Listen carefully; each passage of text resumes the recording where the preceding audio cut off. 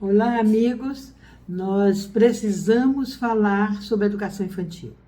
Eu acho que está se discutindo muito a questão da alfabetização, como sendo a prioridade, muitas atividades na internet, muitos métodos, muita discussão sobre a questão da alfabetização. E aí eu lembro que no final da década de 70, começo dos anos 80, houve uma grande discussão, uma grande mobilização dos educadores sobre a especificidade da educação infantil, querendo arrancar a educação infantil desse processo de preparatório para a alfabetização e mostrar que havia um corpo a ser desenvolvido nessa primeira infância que não tem necessariamente ser preparatório de uma alfabetização, mas sem querer, sem que você precise fazer todo esse massacre em cima das crianças de 6 anos para que elas aprendam a ler uma coisa que não foi desenvolvida nada às suas capacidades anteriores a esse momento. Uma das coisas mais importantes que eu anotei aqui, né, é que há uma quantidade fabulosa de conteúdos e ações para ser desenvolvida nessa primeira infância. As descobertas do Piaget sobre o desenvolvimento da inteligência remontam exatamente aos 3 primeiros anos de vida. Os 3 mais importantes livros dele é O Nascimento da Inteligência, A Construção do Real e A Construção do Símbolo. Quer dizer, ele mostra como que um ser que não tem nenhum pensamento, não tem fala, não tem nada, cresce até os 2 anos, mais ou menos, e adquire essa semiótica que é a capacidade superior da mente e o que torna o homem humano, né? O que nos diferencia dos animais irracionais é exatamente a capacidade semiótica, né? Junto a esses estudos profundos do Piaget epistemológicos, né, apareceu, por exemplo, uma educadora, Maria Montessori, que apresenta, né, ela chamou de pedagogia científica, ela apresenta o trabalho dela, né, ela vai até o ensino fundamental 1, né, até os 8, 9, 10 anos, mas ela começa mostrando toda uma possibilidade na educação pré-escolar que nós podemos utilizar nas nossas escolas para desenvolver as crianças. Então, eu anotei aqui, ela fala, por exemplo, na importância do desenvolvimento do cuidado de si, quer dizer, a criança aprender a cuidar de si mesmo. Aprender a se vestir, aprender a amarrar um sapato, aprender a escovar os dentes, lavar o rosto, tomar um banho, alimentar-se sozinha, levar a colher até a boca. Então tem uma série de atividades que é o cuidado de si, né, que pode ser desenvolvida nessa pré-escola. E no segundo momento, o cuidado do outro, né? Então ela começa a ajudar o amigo, a colaborar, né, e vem junto disso a vida prática, que é uma inserção sociológica. Por exemplo, limpar os espaços, limpar as mesas, pegar o prato que comeu e jogar o resto no lixo, abrir um guardanapo para botar o seu lanche, guardar as coisas na lancheira, tirar as coisas da lancheira. Então, há várias organizações dos espaços que podem ser desenvolvidas também nesse teor.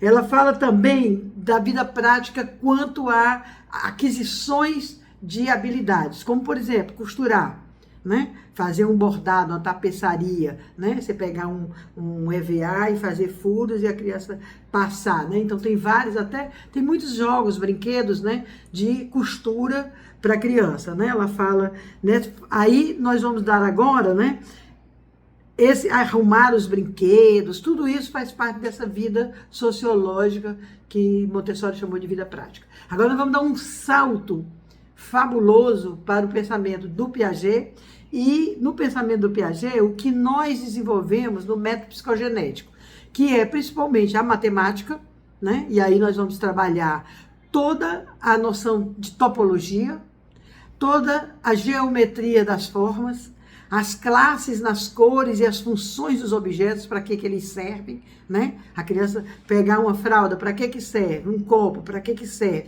Então ela começa a ver as funções dos objetos, isso seria trabalhar as classes, trabalhar as ordens através das torres, dos enfileiramentos, das sequências, o que é um feijãozinho, a semente, ele brotando e ele com a folhinha, né? Então ela vê sequências pequenas, né, às vezes de 3 ações só, mas ela começar a sequenciar suas próprias ações. Então, nós temos que trabalhar as ordens, as classes, né, para poder nós construirmos o número, a geometria e a topologia. Então, nós temos um conteúdo aí fabuloso de materiais para desenvolver esses aspectos do desenvolvimento da inteligência. Por outro lado, nós temos também a questão do desenvolvimento da semiótica em si. Então, nós precisamos desenvolver o vocabulário, nós precisamos desenvolver a fala, né, a articulação da fala, a memória visual, né, as palavras, né, que estão que chama leitura incidental, né? Quer dizer, tá na natureza, Coca-Cola, Nescau, tá nos supermercados e tudo, esses tipos, né, de leitura que a criança pode fazer, leituras dos objetos em si, quer dizer, ela pegar dentro de um saco com a sua mãozinha, apalpar um objeto e dizer do que se trata, né, para tirar desse saco e verificar. Então, há um mundo semiótico que vai trabalhar desde os índices, sinais, símbolos, para chegarmos aos signos.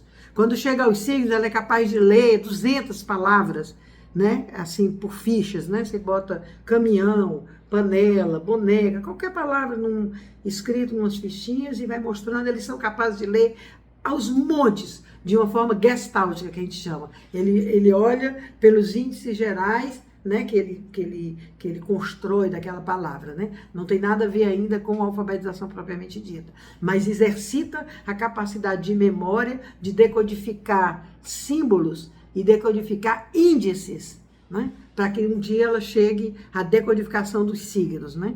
Então, nós temos aí um cabedal enorme de atividades para fazer entre os 2, 1 ano e meio, por aí, e até os 5, 6 anos.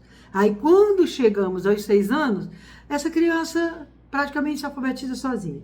Um dia, ela descobre que o que está escrito nos livros, ela diz que tem coisas escritas. Não estou dizendo que não tem método, que a criança vai aprender a ler sozinha. Não é esse romantismo, tá? Eu estou dizendo que ela está capacitada independente do método, você conseguir alfabetizá-la facilmente. Porque ela tem uma estrutura cognitiva e semiótica e matemática para decodificar o código. Então, toda essa discussão, se o método A, B, ou C, ou D é o melhor, eu escolhi né? Eu escolhi que é uma lógica matemática junto com a semiótica, que é bem piagetiana. Mas pode ser um método natural, pode ser global, né? O pior deles é o fonético, porque ele não tem muita relação com as nossas consoantes, né? Porque as nossas consoantes soam com. Então, nós precisamos desse conjunto de F com A para fazer Fá. Nós não temos F. F não é nada, né? Na decodificação da língua. Mas também, se usar o método fonético, não vai prejudicar em nada e algumas pessoas muitas conseguiram. O Brasil teve a Casinha Feliz, que era um método fonético, durante 20 anos. Então, o método fonético alfabetiza, o método global alfabetiza, o método natural alfabetiza, o método silábico alfabetiza, de uma maneira pobre, né? B com A, Bá, B com E, Bé, isso aí é pobre.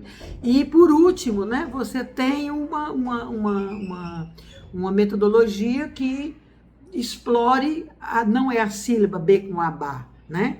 É esse conjunto sonoro, papé, pipopu, tatetitotu, cacecicocu.